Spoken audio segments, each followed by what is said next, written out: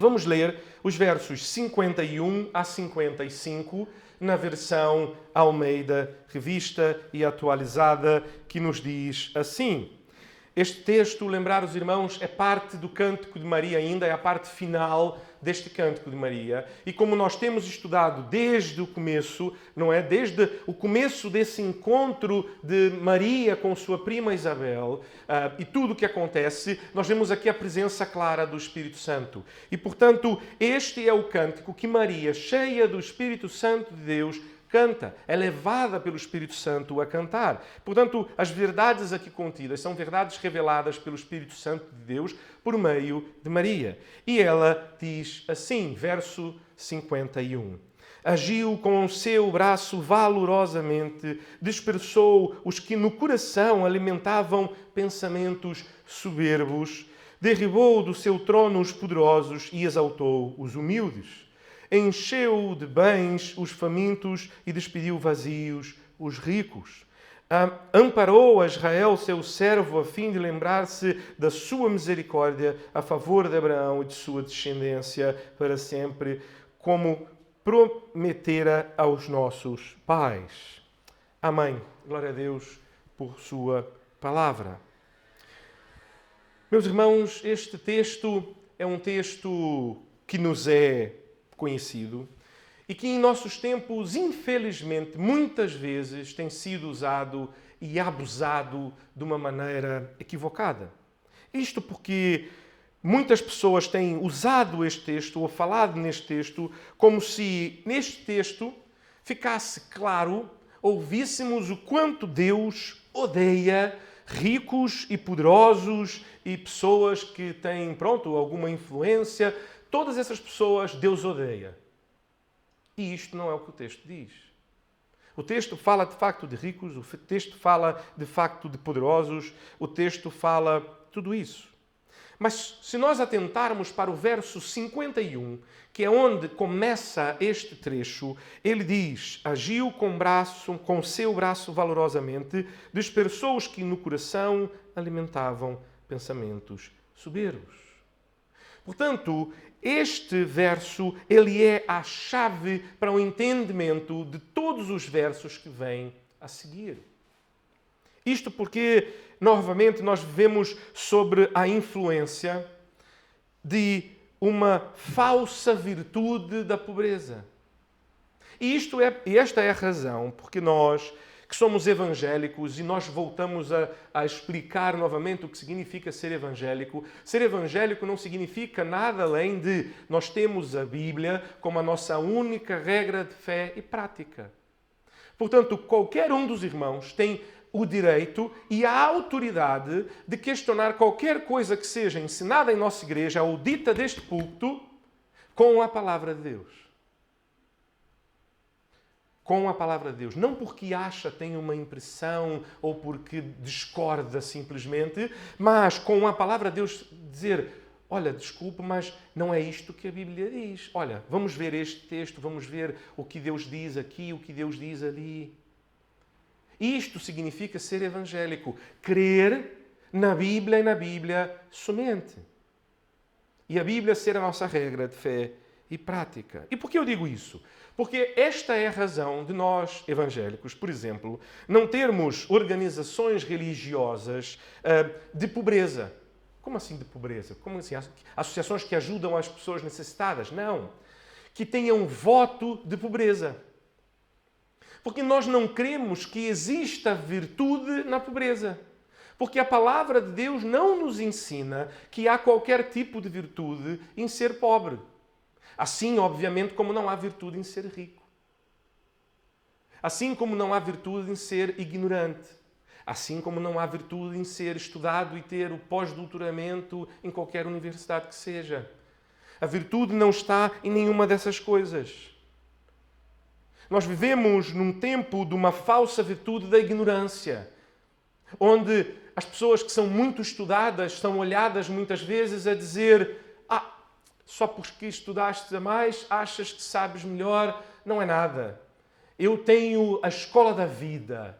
Portanto, eu não preciso estudar. Eu não preciso me empenhar. Eu não preciso ir para uma universidade ou ter estudos ou continuar sempre a estudar. Confesso aos irmãos que ainda esta semana preenchia a minha candidatura ao mestrado do nosso Seminário Batista. Porque o vosso pastor continua a estudar. E enquanto houver vida em mim, continuarei a estudar. Porque é uma oportunidade que nós temos de aprender melhor e assim servir melhor ao Senhor. Significa que aquele que estuda mais ou que já estudou mais é melhor do que o outro? De maneira nenhuma. Ou é mais virtuoso do que o outro? Também não. Porque a virtude não está nisso. E a chave para entendermos isso é o verso 51. Porque o que Deus olha é o coração. E ele diz, Deus dispersou os que no coração alimentavam pensamentos soberbos. Então ele diz, no coração alimentavam pensamentos, tem a ver com o sentimento, a inclinação, aquilo que nos move, ao mesmo tempo com os pensamentos que nós temos. Aqui existe uma relação interessante, que é, e psicólogos vão falar sobre isso muito bem, que é como que as nossas inclinações, aquilo que está no nosso coração, alguns vão usar a palavra, e uma palavra que por acaso gosto bastante, que é a palavra visceral, aquela palavra daquilo que está dentro de nós, no nosso meio, que nos move, que nos leva à ação, os nossos desejos, inclinações, como eles influenciam nos nossos pensamentos. Quando, na verdade, aquilo que deve influenciar os nossos pensamentos e o que a palavra de Deus nos diz é que nós devemos estar cheios do quê? Da palavra do Senhor. E que deve ser a palavra do Senhor que enche os nossos pensamentos. Porque as nossas inclinações, os nossos sentimentos, eles podem nos levar no caminho e nos levam em um caminho geralmente que desagrada ao Senhor. Exatamente por conta da pecaminosidade que nós herdamos de Adão. Portanto, o que Deus odeia, o que Deus abomina, o que Deus não quer, aquilo que agride, e novamente voltamos a falar isso, aquilo que agride a santidade do Senhor, é exatamente a soberba. É exatamente o orgulho. É exatamente o achar-se melhor do que o outro. Achar-se mais valoroso do que o outro. Por isso é que começo a dizer, inclusive, sobre isto que nós vivemos. Sobre este tempo que nós vivemos de uma falsa virtude da pobreza, uma falsa virtude da ignorância. Porque apanharam textos como esse e o abusaram de tal maneira como se, de novo, ser rico, ser poderoso, ser influente é mau em si. E, portanto, a virtude está na pobreza e na ignorância. Só que isto é uma mentira, isto é um engano do nosso inimigo. Porque não é isso que o texto diz. O que o texto diz é que o que Deus abomina é um coração arrogante, um coração soberbo, aquelas pessoas que alimentam pensamentos soberbos. Não é que não os tenha, e prestem atenção no que o texto diz. Porque a verdade é que todos nós, em algum momento da vida, vai-nos vir um pensamento. Mas também, afinal, quem esta pessoa pensa que é? Ou, afinal, eu sou melhor. E o pensamento vai vir. Porque nós temos a nossa carne, que é pecaminosa e que leva estes pensamentos a nascerem. Agora, o que é que nós fazemos com eles? E o que aqui nos mostra e o que Deus abomina são as pessoas que alimentam pensamentos soberbos. Aquelas pessoas que, ao ouvirem o conselho da sua pecaminosidade, gostam dele. Quando o seu coração enche-se de... Afinal, outro dia desse vi um colega pastor a colocar isto, a dizer que a maneira como o inimigo ataca os pastores, a primeira maneira como o inimigo ataca os pastores é elogiar o sermão. A dizer, olha, pregaste muito bem hoje. E por que é isto? Porque se o pastor está a pregar bem e o evangelho verdadeiramente, o inimigo era para estar insatisfeito, não é? Então o inimigo não vai elogiar o pastor porque ele pregou bem e convenceu muitas pessoas e pessoas foram a Jesus, obviamente não. Mas o que esse colega queria dizer, obviamente, é que o inimigo quer é apanhar no orgulho, é apanhar na soberba.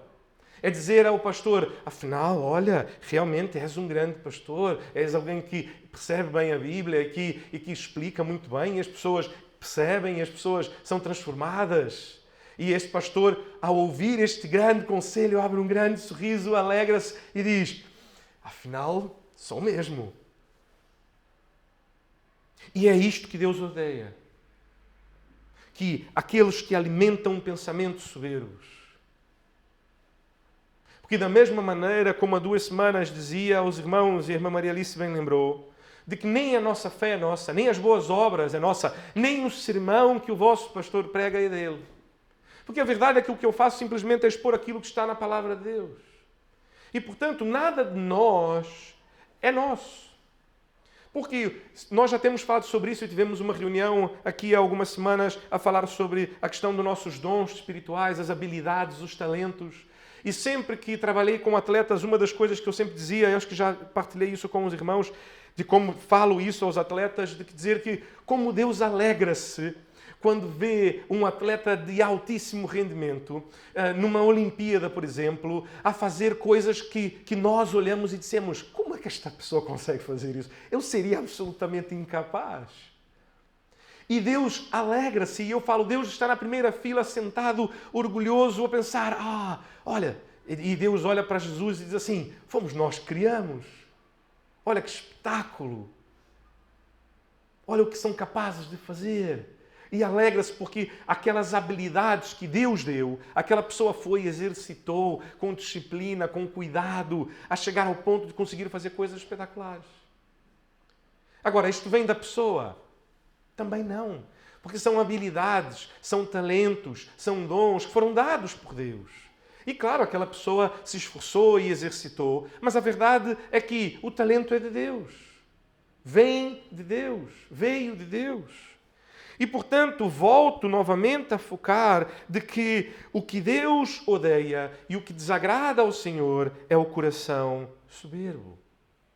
E aí, quando continuamos então a ler e a seguir neste texto, começamos a perceber que, de facto, como nós podemos bem lembrar, e como já disse aqui há alguns minutos, de que a virtude não está na riqueza, a virtude não está no poder, a virtude não está no conhecimento, assim como a virtude não está na pobreza, a virtude não está em ser alguém irrelevante e também a virtude não está na ignorância. Portanto, deixe-me lhe dizer isto. O que Deus deseja é arrancar do vosso coração todo o orgulho, toda a soberba. E Ele, de facto, arrancará como alguém que arranca um cancro de um corpo para que essa pessoa não morra, para que este cancro não tome todo este corpo e leve à falência total. Qualquer cirurgia é um ato agressivo ao nosso corpo, não é? Precisamos tomar anestesias porque seríamos incapazes de suportar a dor. Precisamos cortar fora, arrancar fora. Muitas vezes arrancamos partes inteiras, às vezes um órgão inteiro. Exatamente para que o mal não se nos tome completamente e venhamos a morrer. O orgulho é um desses males que Deus certamente arrancará de vós se existir e for cultivado em vosso coração. E, portanto, digo aos irmãos, como qualquer outro mal, se nós podemos cuidar para que não evolua, não é assim que os próprios médicos dizem? Que é bom estarmos sempre atentos, descobrir logo no começo. Muitas vezes existem tratamentos que vão levar a que aquele mal não evolua e não precise fazer um procedimento cirúrgico. Porque se evoluir, como nós cantamos, reina em mim, Deus certamente, ok, estás a pedir que reine sobre si. E para que eu reine sobre si, precisamos tirar este orgulho aqui do vosso coração. Precisamos tirar esta soberba do vosso coração. Não espere pela correção de Deus. Não espere que Deus tenha que vir e corrigi-lo.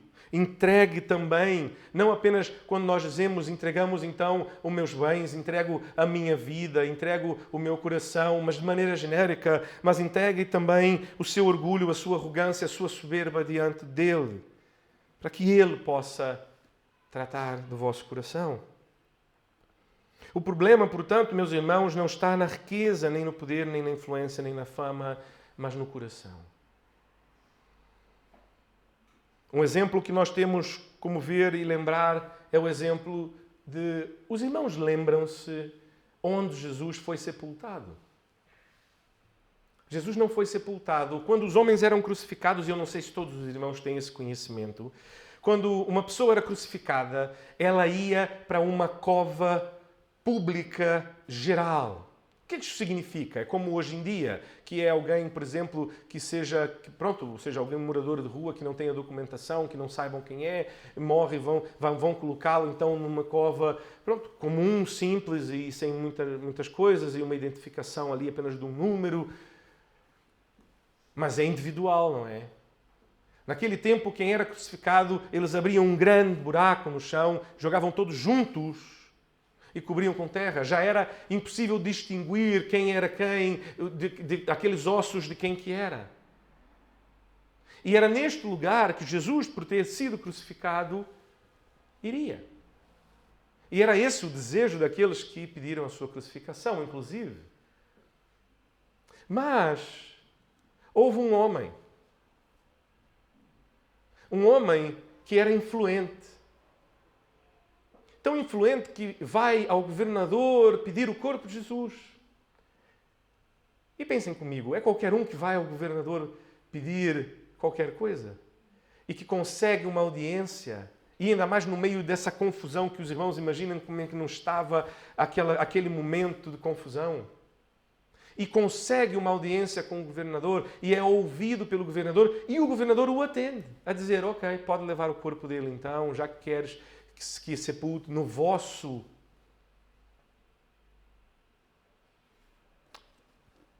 E este homem leva o corpo de Jesus para sepultá-lo onde? Também num lugar comum? Não. A verdade é que o lugar onde Jesus é sepultado, nos nossos tempos de hoje, é quando nós vamos ao cemitério, e eu infelizmente já tive que fazê-lo mais de uma vez, desde que cheguei cá na igreja, a servir a nossa comunidade, direto ou indiretamente. Mas, quando nós vamos ao cemitério, existem aquelas pessoas que são sepultadas e de maneira simples, às vezes não tem nem nada mesmo, ali é só a grama, o gramado que está no chão, ou uma coisa de cimento ou de concreto e acabou-se. Há pessoas que já têm algo um bocadinho maior e que já sai do nível do chão e que já têm ali um ornamento, já têm alguma coisa. Mas existem os que são ainda mais e têm uma casinha mesmo. Tem ali um mausoléu, tem ali uma construção física com porta, com janelas, com chaves e com grandes ornamentos. O lugar onde Jesus foi sepultado equipara-se a um desses mausoléus. Portanto, no lugar junto com os ricos. Portanto, este homem que vai pedir o corpo de Jesus e que consegue levar o corpo de Jesus para sepultá-lo, era alguém rico. E Jesus é sepultado com os ricos. E, portanto, nós vemos assim que este homem era um discípulo de Jesus. Porque ele diz, não, meu Senhor não vai ser sepultado assim, dessa maneira, jogado em uma vala comum com outros bandidos. Não vai. Eu vou usar então a minha influência e vou lá e vou falar com o governador, vou pedir o corpo dele e vou colocar ele na minha sepultura, da minha família. É ali que ele vai ser sepultado, num lugar digno. Um homem que tinha o coração para Deus. Um coração que não era soberbo nem orgulhoso. Porque imagina se ele fosse orgulhoso, ele pensaria, o que vão pensar de mim? Eu vou apanhar a Jesus, que foi crucificado, portanto uma morte vergonhosa. E vou pedir o corpo dele e vou colocar ele no lugar onde vai ser sepultada a minha família. Este lugar vai ficar para sempre marcado como o lugar onde foi sepultado um homem que havia sido crucificado. Se este homem fosse orgulhoso, se ele fosse soberbo, ele jamais teria saído da onde estava. Ao mesmo tempo, se ele não fosse poderoso, se ele não fosse rico, isto não teria sido possível. Também lembramos que Jesus, ao entrar em Jerusalém, é um exemplo que tenho dado e normalmente faço até piada com este exemplo, que é, nós lembramos que Jesus entrou sentado em um burrinho, em um jumento. A verdade é que naquele tempo ter um animal de carga era coisa para ricos. Era coisa para quem era muito rico. E o texto nos diz que aquele animal nunca havia sido usado. Portanto, era um jumentinho 0 quilómetro. Recém saído da concessionária, ainda a cheirar a novo. E o que o texto nos diz é que Jesus diz assim, olha, vão lá, ao entrarem na cidade vão ver, podem apanhar e vir. E se perguntarem, digam que foi o Senhor que mandou. Agora, imaginem a situação que acabaram de comprar um carro novo e estão ainda na concessionária e recebem as chaves da mão do vendedor e quando estão a ir para o carro, então, para finalmente poder usá-lo e ir para casa, vem alguém, olha, com licença, apanha a chave, entra no carro e diz, desculpe lá, estás a roubar o meu carro? Não, roubar não. Foi o senhor que pediu, eu estou a levar a ele. Ah, ok, claro, faz favor. Isto parece quase que uma anedota, não é? Porque, obviamente, nenhum de nós faria isso. Ia chamar, obviamente, a PSP, ia dizer segurança, se faz favor, olha o que está a passar aqui, isto também está a querer roubar. Portanto, este texto nos mostra que este homem, que era o dono do jumentinho, era um discípulo de Jesus. Ele não precisa dizer isso, o texto não precisa dizer isso. Mas quando os discípulos de Jesus dizem, foi o Senhor Jesus que mandou que viéssemos aqui e apanhássemos o jumentinho, e a pessoa diz, é claro, pode levar. É porque essa pessoa era um discípulo de Jesus. Era alguém que seguia Jesus, sabia quem Jesus era, amava a Jesus. A ponto de dar o seu jumentinho 0 quilómetro para que Jesus então pudesse usá-lo.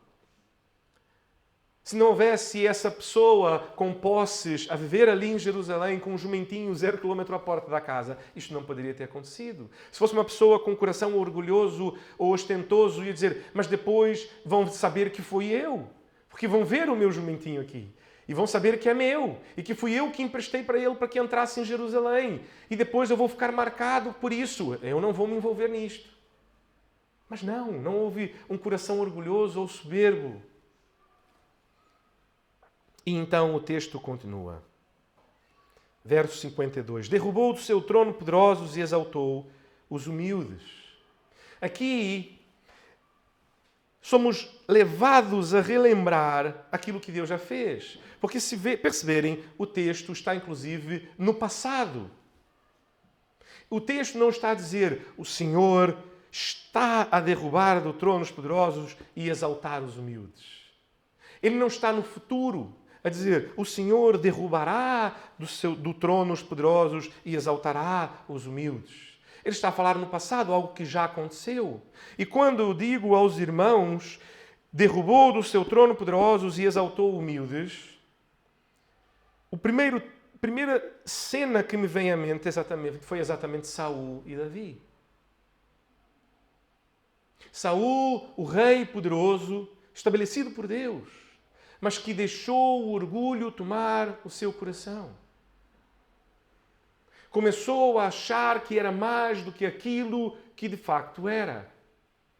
E o que Saul era? Alguém que foi escolhido por Deus para sentar no trono e reinar de maneira justa e fiel sobre Israel. Só que chega um ponto onde Saul começa a achar que está sentado no trono porque merece, porque é digno, porque afinal havia de ser realmente ele. Deus, obviamente, ao olhar por toda a terra, não tinha outra opção a não ser ele, não é? Ele era o maior. Mas isto não é verdade. E ele deixa a soberba crescer em seu coração a ponto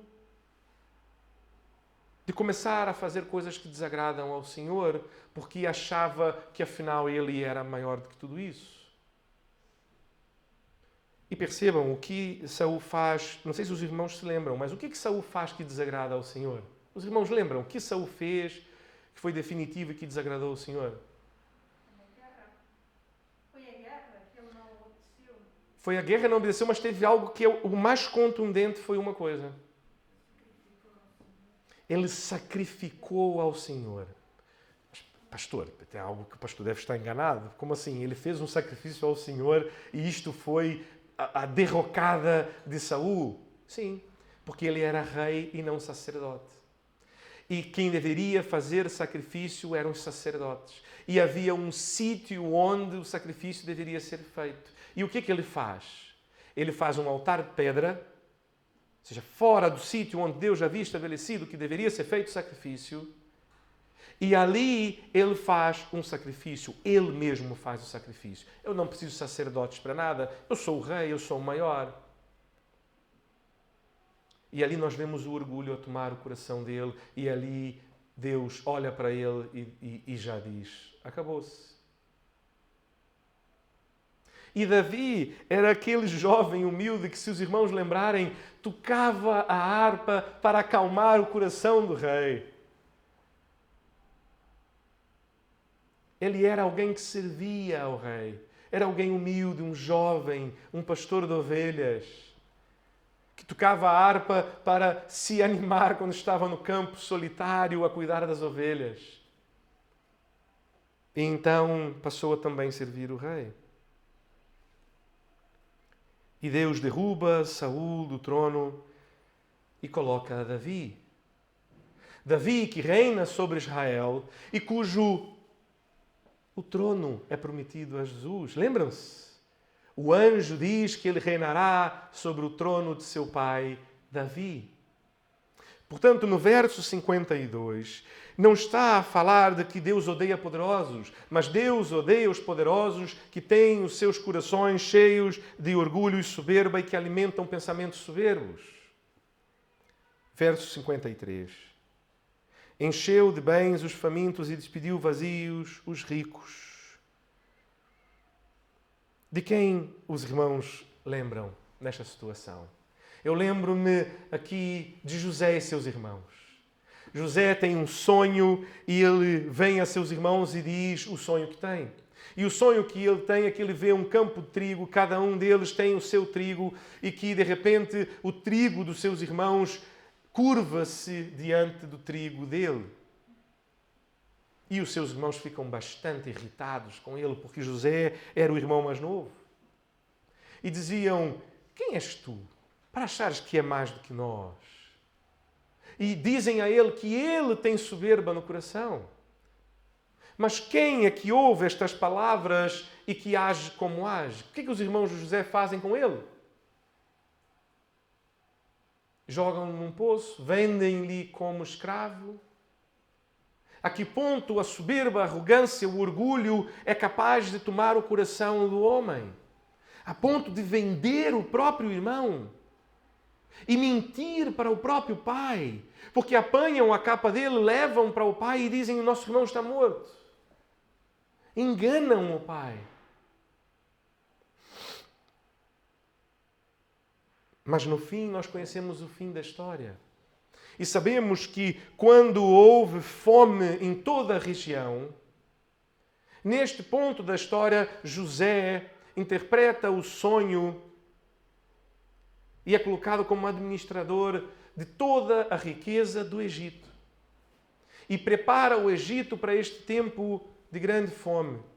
E por fim os seus irmãos vêm ao Egito e curvam-se diante dele, sem nem mesmo saber que era José, a pedir comida, a pedir o trigo.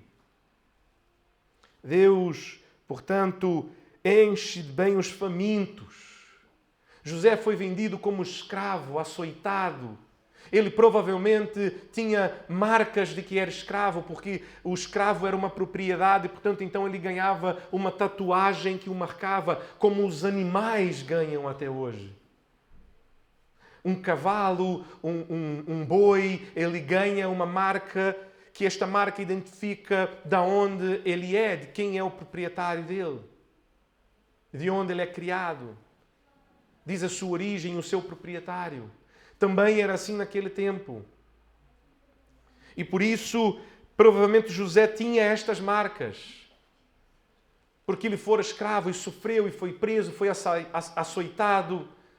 mentiram contra ele, se os irmãos lembrarem. A esposa do seu senhor quer deitar-se com ele e ele, por não aceitar, ela diz ao senhor que ele é que tentou fazer alguma coisa com ela a ponto dele ser preso. Olha que vida miserável teve este homem.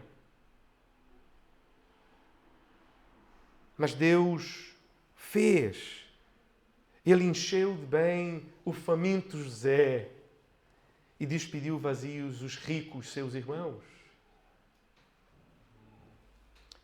Verso 54, amparou a Israel, seu servo, a fim de lembrar-se da sua misericórdia a favor de Abraão e de sua descendência para sempre, como prometera aos nossos pais. Aqui eu lembro-me, obviamente, de todo o período, desde a libertação do Egito até a conquista da Terra Prometida. Porque ele, inclusive, fala de Abraão, de como Deus amparou a Israel, seu servo, a fim de lembrar-se da sua misericórdia a favor de Abraão. A promessa que Deus havia feito a Abraão de que ele seria uma nação maior do que as estrelas do céu. Que ele conquistaria a terra prometida. Então Deus lembra-se de sua descendência para sempre, como prometera aos nossos pais. Deus liberta o seu povo do Egito com sua poderosa mão e os faz caminhar pelo deserto para a purificação, até que possam então entrar na terra prometida e chegar ao ponto de ter aquele lugar que Deus o prometeu. Portanto, meus irmãos, quando lemos que Deus agiu com o seu braço valorosamente, dispersou os que no coração alimentavam pensamentos soberbos, ele derrubou do trono os poderosos e exaltou os humildes, encheu de bens os famintos e despediu os vazios, os ricos, amparou a Israel, seu servo, a fim de lembrar-se da sua misericórdia a favor de Abraão e de sua descendência para sempre, como prometera aos nossos pais. Isto nos aponta para aquilo que Deus fez. Mas o que Deus fez nos aponta para Jesus. Nos aponta para Jesus porque Davi reinou sobre Israel, mas Davi era imperfeito e o seu reino teve um fim. Mas agora está para chegar e já chegou aquele que reinará para sempre sobre o trono de Davi. O seu reino não terá fim.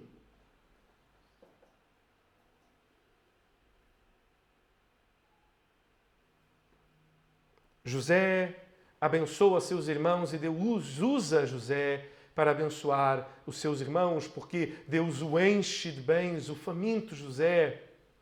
Mas José e esse tempo de riqueza e fartura também acabaram-se. Acabaram-se porque, se os irmãos lembrarem, e a sequência é perfeita e maravilhosa, que foi por José que o povo foi para o Egito. E foi por viver no Egito que tornou-se escravo. Mas agora é chegado aquele que é o pão da vida, que nos supre de todas as nossas necessidades, de maneira que José amparou o seu povo durante um período, mas nós jamais teremos fome novamente. Porque Jesus, Ele é o pão da vida e Ele supre todas as nossas necessidades eternamente. Deus libertou o seu povo do Egito por meio de Moisés e o conduziu pelo deserto e depois, por meio de Josué, o seu servo, o fez conquistar a terra prometida a Abraão. Mas nós vemos até o dia de hoje toda a confusão, para usar uma palavra amena, que esta região e a posse dessas terras cria. E é verdade que o povo foi liberto do Egito e é verdade que possuiu a terra prometida, mas depois nós sabemos, e a história nos conta, que a perdeu. E no tempo mesmo de Jesus, a verdade é que eles eram já dominados pelos romanos. Não tinham autonomia, por isso que esperavam que Jesus, inclusive, fosse um libertador político, como nós já falamos. Mas não o foi. Mas Jesus, o libertador definitivo, já chegou. E por isso nós nunca mais seremos escravos. Moisés libertou o povo do Egito e depois, de facto, o povo não voltou a ser escravo, mas vivia sob o jugo dos romanos, enquanto Maria cantava este cântico, vivia sob o jugo romano. Era governado pelos romanos. Assim como nós cá em Portugal também. A nossa cidade de Lisboa e outras cidades romanas que existiam cá. Mas o nosso libertador definitivo chegou. Nunca mais seremos escravos. Exatamente porque o nosso Deus é um Deus poderoso e que arranca do nosso coração todo orgulho, toda soberba e faz-nos andar em humildade. Para que então, em humildade, com Cristo, recebamos todas as coisas com Ele. Que em nosso coração não haja espaço para a soberba. Que em nosso coração não haja espaço para o orgulho. Que em nosso coração não haja espaço para alimentarmos isto. Esta semana nós começamos uma pequena horta na varanda de casa. E é bastante interessante que nós plantamos ali bastante coisas diferentes. E 2, 3 dias depois, as rúculas já estão desse tamanho. Foram 3 dias, não é? E as rúculas já estão desse tamanho. E as crianças fascinadas com aquilo, porque há 3 dias não havia nada.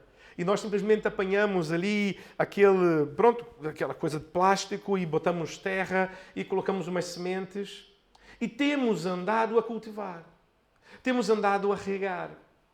Porque a umidade, como os irmãos bem sabem, nesta altura é muito baixa. E se nós deixássemos simplesmente ali na terra e não fizéssemos nada, nada ia nascer. Mas precisamos cultivar, precisamos cuidar. Então 2 ou 3 vezes ao dia vamos ali e jogamos um bocadinho de água. 2 ou 3 vezes ao dia vamos ali e jogamos um bocadinho de água. Quando vemos que a terra por cima começa a ficar mais seca, exatamente porque já secou, porque a umidade no ar é muito baixa e já está a perder a sua umidade, nós vamos ali e umedecemos a terra. E hoje pela manhã foi interessante como o Álvaro veio correr a dizer para mim assim: pai, olha, ali, as cenouras já começamos a ver também ali um verdinho a aparecer na terra. E além da cenoura foi o que mais? O cebolinho. O cebolinho também. Porque não havia ainda aparecido. Só a rúcula havia aparecido, mais nada. Mas esta manhã já começamos a ver uns pontinhos verdes muito pequeninos na terra. Que já começam a nascer. Porque temos alimentado, temos cultivado. E nós podemos aprender tanto com isso. E esta manhã o que nós aprendemos é que se nós alimentamos, isto cresce. Isto desenvolve-se. Mas se não alimentamos, morre. Que não alimentemos o orgulho e a soberba em nossos corações. Que quando pensamentos assim vierem em nossas mentes e corações, que levemos destes pensamentos cativos ao Senhor, como a palavra nos diz que devemos fazer. Levar todo pensamento cativo ao Senhor. De maneira que Ele mesmo arranque da terra isto. E que isto não cresça. Porque os irmãos bem sabem que quando uma árvore é grande e já desenvolveu-se e as suas raízes já estão bem firmadas na terra, custa muito mais para arrancar. Portanto, que nós deixemos isto na mão do Senhor. Que Ele mesmo, como nós temos dito, com o seu Espírito Santo, Ele haja em nós de maneira que estes pensamentos não sejam cultivados em nosso coração. Porque o Espírito Santo de Deus não pode conviver, santo como é, não pode conviver com orgulho. E Deus não se agrada, mas Deus quer transformar a cada um de nós para que sejamos humildes como Jesus. Que sendo Deus, não achou que o ser igual a Deus era algo que deveria apegar-se, mas lançando fora